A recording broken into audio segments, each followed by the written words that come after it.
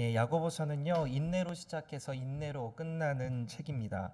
그런데 이 인내와 짝이 되어서 소개되고 있는 내용이 있습니다. 그것은 바로 기도예요.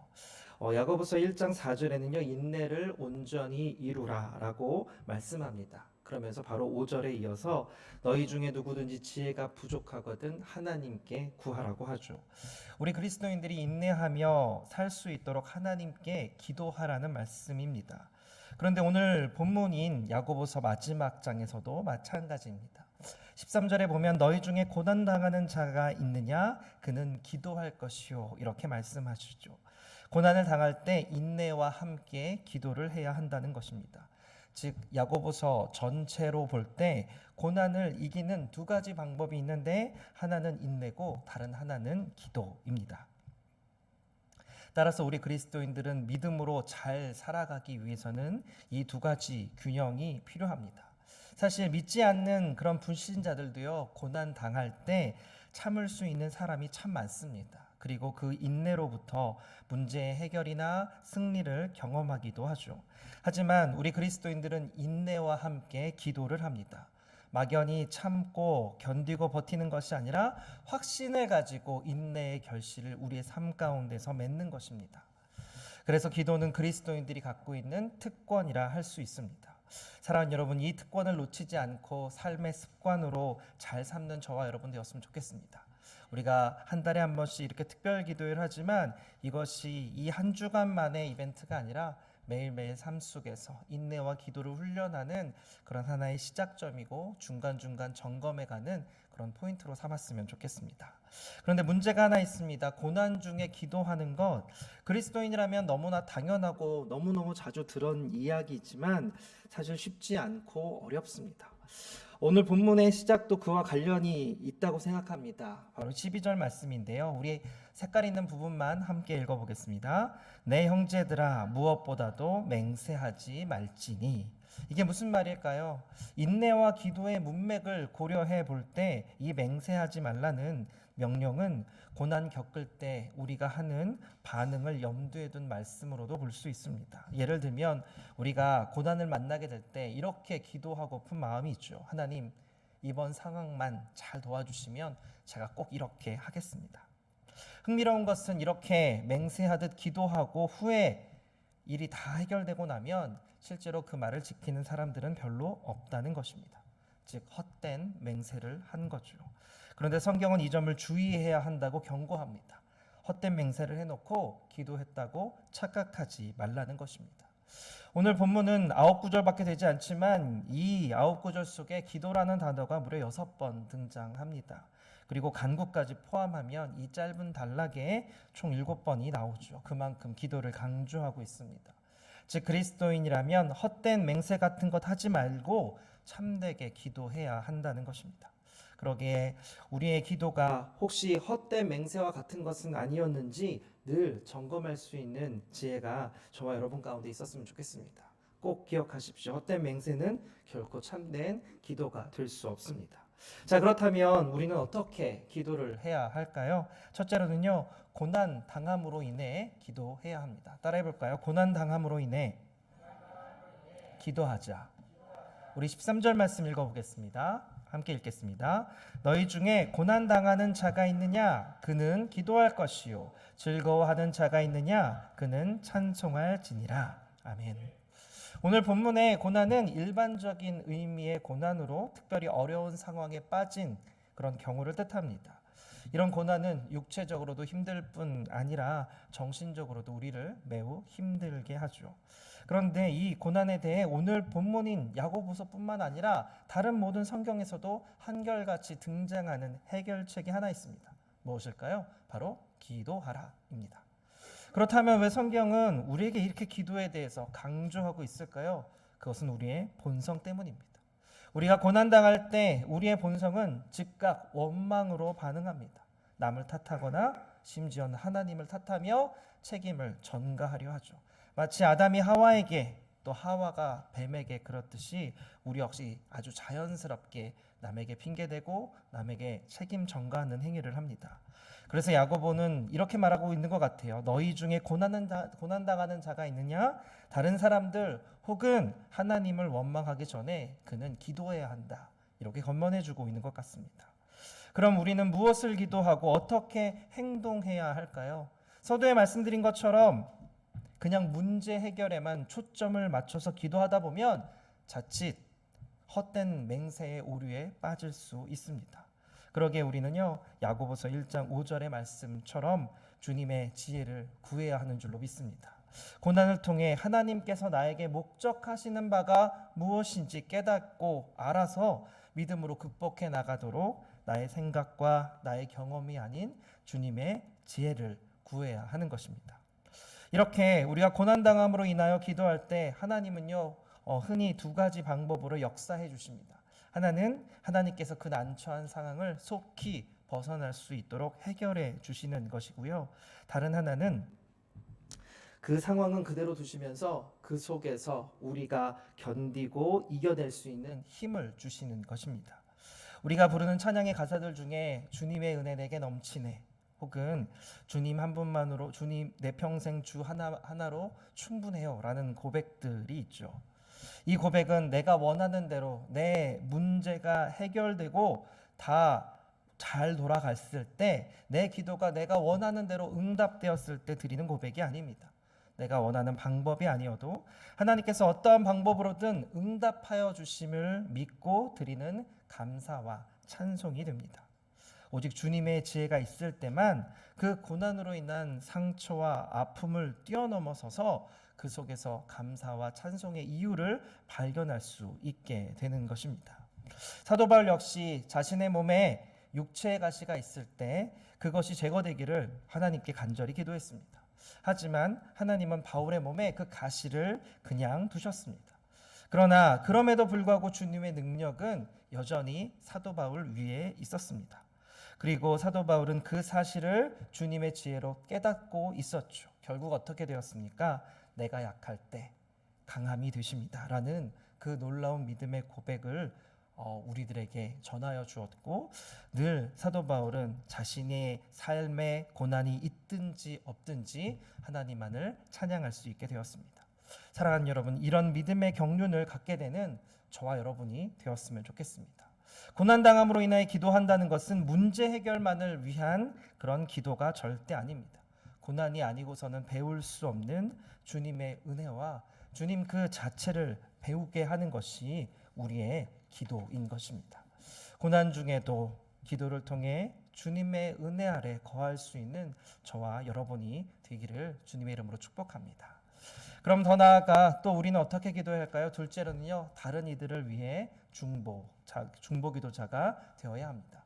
따라해 볼까요? 우리 옆에 계신 분들께 이렇게 인사하면서 고백하겠습니다. 당신을 위한 중보 기도자가 되겠습니다. 아멘이십니까? 네, 우리가 기도하는 것만큼 중요한 것이 있는데 그것 중에 하나는 기도를 요청하는 것입니다. 우리 14절 말씀 읽어보겠습니다. 너희 중에 병든 자가 있느냐? 저는 교회들의 장로들을 청할 것이요 그들은 주의 이름으로 기름을 바르며 그를 위하여 기도할지니라.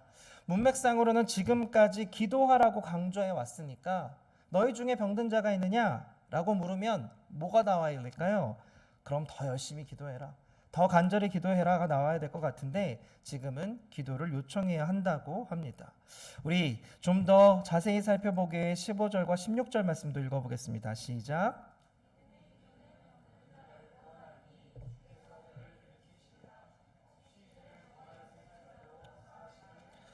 그러므로 너희 죄를 서로 고백하며 병이 낫기를 위하여 서로 기도하라. 의인의 간구는 역사하는 힘이 큼이니라. 아멘. 이제 이 말씀을 오해하시는 분은 아무도 안 계시리라 믿습니다. 모든 질병이 다 죄 때문에 생긴 것 아니죠. 또 어떤 질병이든 기도만 하면 다 낫는 것도 아닙니다. 성경은 죄 때문에 생긴 병에 대해서 분명하게 언급하기도 하지만 죄가 아니라 오히려 하나님의 영광을 드러내시려고 허락하신 병도 있다고 증거합니다. 결국 중요한 것은 병의 원인과 결과가 아니라 병이 낫기 위해 하는 기도, 특히 중보기도가 우리에게 매우 필요하다는 것입니다. 그래서 자기 스스로도 기도할 뿐 아니라 다른 이들에게 중보기도를 요청할 수 있어야 하는 거죠. 그리고 또 그렇게 기도하는 중에 우리 안에 죄가 있음을 발견하게 되면 육체적으로 낫는 것뿐만 아니라 우리 내면의 죄 사함을 위해서도 더 신경 써야 한다는 뜻입니다. 그리고 더 나아가 서로가 죄를 고백하고 서로가 기도하는 것도 교회 공동체 안에서 교제 중에 믿음의 교제 중에 함께 이루어져야 함을 표현하고 있습니다. 기도가 기도에서 끝나는 것이 아니라 교회 공동체 전체로 계속해서 퍼져가고 그 영향력을 넓혀가야 한다는 것입니다. 결국 그리스도인이라면 고난을 인내하며 기도할 때 혼자 기도하지 말고 함께 할 수 있어야 합니다. 그래야 본인이 기도하는 것만큼 겸손히 기도를 요청하는 것 역시 믿음의 성장과 부흥을 위해 그리고 기도 응답을 위해 매우 중요한 것이 됩니다. 만약 우리 가운데 어떤 분이 죄로 말미암아 질병이 생겼다면 그분의 죄가 당사자의 몸과 영혼뿐만 아니라 우리 공동체 안에 어떤 영향을 줄까요? 결코 선한 영향력을 줄 수는 없을 것입니다. 그런데 이를 간과하지 않고 서로 죄를 고백하면서 병 낫기를 위해 함께 간구하며 기도한다면 어떻게 될까요? 당연히 우리 공동체가 서로가 서로를 위한 중보 안에서 더 건강해지리라 믿습니다. 저는 이번 다림줄 세미나 때 이것을 경험했던 것 같습니다. 몇 분 안 되는 분이시지만 겸손하게 자신의 상처와 아픔들을 오픈해 주셨습니다. 그분들의 내용들을 이 자리에서 말씀드릴 수는 없지만 그 한 분 한 분의 아픔들을 고백하며 우리가 함께 기도할 때 하나님께서 우리의 영혼을 만지시고 우리의 그 묶였던 그런 마음들을 풀어주시며 더 나아가 우리를 더 끈끈한 하나의 정으로 묶어주시는 것들을 경험했습니다. 혹시 이 경험이 필요하신 분들은 이번 비지 세미나 꼭 등록하셔서 함께 다 아는 내용이다 라고 생각하지 마시고 그 가운데 우리의 아픔을 드러내시고 함께 기도하게 하시는 주님의 은혜를 경험하며 발견하는 그런 은혜가 있기를 원합니다. 운디드 힐러라는 말이 있습니다. 상처 입은 치료자란 뜻인데요. 상처를 경험한 이가 다른 이들의 상처를 보듬고 치유하는 강력한 치료자가 된다는 개념입니다. 다림줄 세미나를 통해서 그렇게 치유를 경험하신 분들이 분명히 저는 다른 분들에게도 그런 역할들을 감당하리라 확신합니다. 그런데 중보기도도 마찬가지입니다. 우리가 중보기도자로 서기 전에 먼저 우리의 기도의 제목들을 요청할 수 있어야 합니다.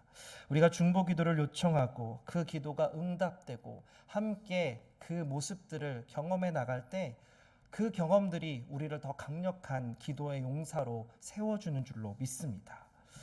이어 야고보는 이 기도가 얼마나 중요한지 17절과 18절에서 엘리야를 예로 들고 있습니다. 우리 이 말씀도 같이 읽어보겠습니다. 엘리야는 우리와 성정이 같은 사람이로되 그가 비가 오지 않기를 간절히 기도한즉 3년 6개월 동안 땅에 비가 오지 아니하고 다시 기도하니 하늘이 비를 주고 땅이 열매를 맺었느니라. 야고보가 중보기도의 모델로 엘리야를 예를 든 이유는 무엇일까요? 그것은 아마도 우리가 기도를 포기하게 되는 이 두 가지 방해물 때문인 것 같습니다. 첫 번째 기도의 방해물은요, 과연 나 같은 사람도 주님이 응답해 주실까입니다. 성경 속에 엘리야 정도는 돼야지, 그래야 내 기도도 들어주시고 응답해 주시는 것은 아닐까라는 생각을 하는 거죠. 우리 교회 저 권사님, 저 집사님, 저 장로님 정도 돼야지, 저렇게 헌신하고 또 저렇게 주님 사랑해야 저분들이 그 정도 돼야 기도 응답 받겠다, 이렇게 비교하는 것입니다. 그래서요, 가끔 기도 응답을 받고 간증하시는 분들의 이야기를 들으면서 와, 정말 대단하다, 나도 열심히 기도해야지, 이런 도전 받기보다 와, 저렇게 헌신하고 하나님 사랑하니까 기도 응답도 받는구나, 나랑은 비교가 안 되네 하고 포기해 버리게 됩니다. 어쩌면 엘리야도 그렇게 놀라운 그런 우리가 넘보기에는 넘사벽과 같은 인물 중에 한 명일 겁니다. 그런데 우리 야고보 우리 목사님은 뭐라고 말씀합니까? 아니다. 그 위대한 엘리야 역시도 우리와 같은 성정, 우리와 같은 본성을 가진 인간이다라고 이야기합니다. 예, 그렇습니다. 엘리야는 우리와 본성이 같고 실수할 수 있는 사람이었습니다. 기도 응답을 받고 기적을 경험한 후에도 한 믿음이 떨어져 가지고 하나님 앞에 시리를 표현했던 사람이기도 합니다. 하지만 엘리야는 끝까지 그 믿음으로 기도했고 결국에 하나님께서는 그 기도에 시간적인 차이는 있었지만 결국엔 다 응답해 주셨습니다. 그러기에 우리도 기도할 수 있는 겁니다. 두 번째 기도의 방해물은 기도를 도중에 그만두는 것입니다. 왜 기도를 그만둘까요? 그것은 기도의 중심이 나에게 있기 때문입니다. 기도의 중심이 하나님께 있는 게 아니라 나에게 있어서 내가 원하는 시간, 내가 원하는 방법대로 기도가 응답되지 않을 것 같으면 그냥 멈춰버리고 맙니다. 하지만 엘리야는 그렇게 하지 않았습니다. 17절 18절에 야고보는 엘리야의 기도로 비가 내리지 않았다가 다시 비가 내리게 된 사건을 예로 들고 있습니다. 사실 기도 임팩트라고 한다면 그럼 갈멜산 위에서 바알 선지자들과 능력 대결했던 것이 훨씬 강력한 장면일 겁니다. 기도 응답도 순식간에 이루어졌고 하늘에서 불이 내리는 장면은 정말 스펙타클하다고 생각이 됩니다. 하지만 오늘 본문에 나오는 이 기도 응답의 예는요, 3년 6개월 동안 비가 내리지 않다가 다시 비가 내리는 열왕기상 16장의 이야기입니다. 그런데 한번 상상해 보십시오. 그 장면은요, 무릎을 꿇고 무릎 사이에 머리를 넣고 그리고 간절히 기도하는 장면입니다. 그런데 이 기도도요, 7번이나 고개를 들어요. 기도하다 말고. 그리고 사환에게 가서 어떻게 되었냐 확인시켜 보냅니다. 만약 제가 엘리야라면 바알 선지자들과 대결할 때랑 지금 비가 내리도록 기도할 때랑 너무너무 상황이 다르잖아요. 너무너무 다르잖아요. 뭔가 이상하다 생각하고 기도를 멈출 것 같습니다. 그런데 엘리야는 기도를 멈추지 않습니다. 기도 응답이 빠르고 멋있고 화려하게 될 때든지 시간이 걸리고 손만한 작은 구름으로 보잘것없게 응답된다 할지라도 상관하지 않고 계속 기도했습니다. 왜 그랬을까요? 내가 원하는 방법, 내가 원하는 시간, 내가 원하는 모습을 주장하지 않았기 때문입니다. 기도 응답이 더디게 된다고 믿음이 약한 것 절대 아닙니다. 기도를 하다가 중간에 포기하고 멈추는 것, 그것이 진짜 믿음 없는 행동이 되는 겁니다. 사랑하는 여러분, 나라의 회복을 위해 엘리야가 얼마나 기도했을까요? 아합 왕에게 가뭄을 선포하고 다시 비가 내리기까지 3년 6개월입니다. 그 3년 6개월 동안 가만히 있었을까요? 아니요, 끝까지 기도했을 것입니다. 근데 더 충격적인 건 그런 기적들을 경험하고도 이스라엘은 회복되지 않았습니다. 회개하지 않고 여전히 교만했습니다. 그 후로 엘리야는 얼마나 더 중부했을까요? 나라와 민족을 향한 그리고 교회 공동체와 가족 구원을 위한 저와 여러분의 중보 기도가 이 엘리야와 같은 기도가 되었으면 좋겠습니다. 그가 기도 응답을 받을 수 있었던 건 포기하지 않았기 때문입니다. 시간이 아무리 걸려도 멈추지 않았기 때문입니다. 다른 무엇보다도 이것만큼은 붙잡고 나아갈 수 있는 저와 여러분 되었으면 좋겠습니다. 마지막으로 또 우리는 어떻게 기도를 해야 할까요? 셋째로는요, 영혼 구원을 위해 기도해야 합니다. 따라해 볼까요? 영혼 구원을 위해 기도하자. 우리 19절, 20절 말씀 함께 읽겠습니다. 내 형제들아,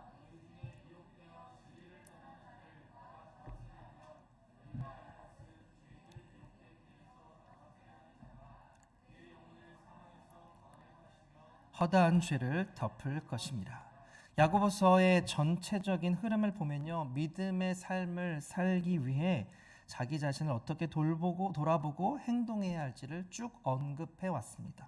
그런데 그 마지막, 즉 결론은요, 자기 자신을 위한 기도가 아니라 남을 위한 기도로 마무리되고 있어요.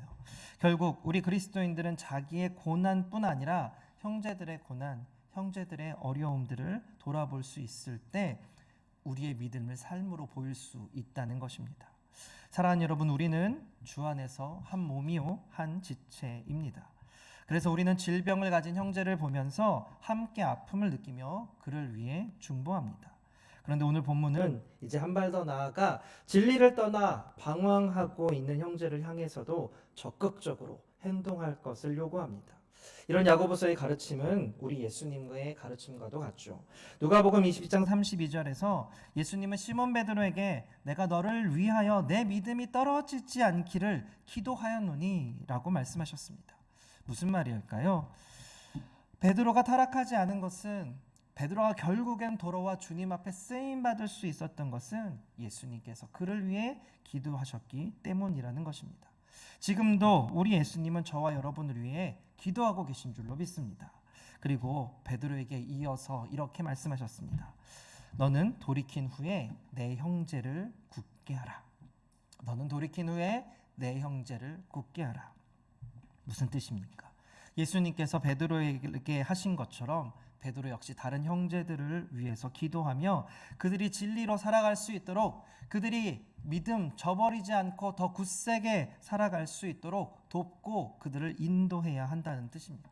그럼 이 사명이 베드로에게만 주어진 사명일까요? 결코 그렇지 않습니다. 우리 모든 그리스도인들이 지켜야 할 사명입니다.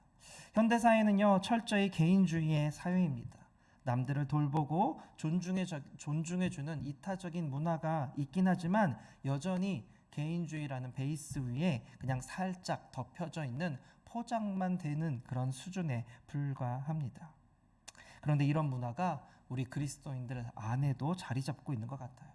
그래서 우리는 우리 자신의 신앙에만 관심이 있습니다. 다른 형제, 자매들의 신앙생활이 제대로 되고 있든지 어떤지, 어떤 어려움이 있든 시험에 들든 말든 말로는 안타까워한다고 하면서도 행동은 무반응합니다. 심지어 우리가 섬기고 있는 교회가 어떤 어려움들이 있는지 그냥 그건 사역자들이나 고민할 문제, 그건 장로님들이나 고민할 문제라고 생각하고 오로지 나, 그리고 내 울타리, 내 반경 안에만 모든 관심이 집중되어 있는 것입니다. 그러나 이런 신앙은 결코 올바른 신앙이 아닙니다. 믿음을 삶으로 보이는 그리스도인들은 시험에 들어 믿음에 흔들리는 지체를 보면서 기도하는 사람입니다. 그 사람을 보면서 먼저 나아가 찾아가 관심을 보이고 섬길 수 있는 사람이 바로 믿음을 삶으로 보이는 사람입니다. 그리고 이러한 사람은 잃어버린 영혼을 향해서도 같은 마음을 갖는 줄 믿습니다. 같이 신앙생활하다가 미혹되어 떠나간 사람에게도 이 안타까운 마음으로 기도하며 섬길 수 있다면 당연히 사망 권세 아래 놓인 영혼들을 보면서도 같은 마음으로 기도하며 섬길 수 있겠죠. 결국 기도하는 자는 궁극적으로 영혼 구원을 위해 헌신된 복음의 사명자까지 나아갈 수밖에 없는 것입니다. 사랑하는 여러분, 우리들의 신앙은 어떤 모습을 갖고 있습니까? 우리들의 기도는 어떤 기도의 제목이 주를 이루고 있습니까? 나를 위한 기도 중요합니다. 내가 특히 고난 가운데 있다면 그 가운데 간절히 기도하는 건 너무너무 중요합니다. 그런데 여전히 그 기도 가운데 머물러만 있다면, 더 이상 발전되지도 못하고 남들을 향해 우리의 시선조차 돌릴 여유가 없다면 그 기도는 무언가 잘못된 기도입니다. 그래서 이 시간 함께 기도하면 좋겠습니다. 먼저 우리 자신을 위해서, 자기 자신을 위해서 기도하면 좋겠습니다. 성경에서 우리에게 기도하라고 명령하고 있죠. 그런데 이 말씀을요, 그리스어 문법으로 살펴보면 중간태, 디포넌트 형태입니다. 형식은 수동태인데 실제로는 능동적인 것을 표현할 때 이 중간태라는 이 문법을 사용합니다. 즉 성경에서 기도하라 명령하니까 겉보기에는 수동적으로 기도하는 것 같지만 실제로는 우리 내면에서 능동적으로 강력하게 기도하는 것을 말합니다. 이게 가능할까요? 사랑하는 여러분, 우리는 기도하라는 말, 그런 명령 들을 때 그냥 수동적으로 기도해야 하나 보구나 라고 기도할 때가 많습니다. 그러나 성경은 그냥 우리의 마음까지 수동적인 것이 아니라 우리의 마음은 적극적으로, 능동적으로 기도해야 한다고 말합니다. 이게 가능할까요? 은혜 받고 마음의 열정이 있을 때는 가능할지 모르지만 고난 중에 있을 때 이게 가능할까요? 내 문제가 아니라, 나와 내 가족을 위해서는 가능할지 모르지만 내 문제가 아니라 남을 위하여 심지어 생면부지의 불신 영혼들을 위해 이렇게까지 기도하는 것이 가능할까요? 우리 인간의 본성으로는 절대 불가능합니다. 그러기에 우리가 참된 기도자가 되기 위해선 성령 하나님이 필요합니다. 억지로 하는 순종이 아니라 기쁨과 감사함으로 영혼을 사랑하는 마음에서 적극적으로 행하는 기도, 오늘 밤 우리의 기도가 그런 기도가 되었으면 좋겠습니다.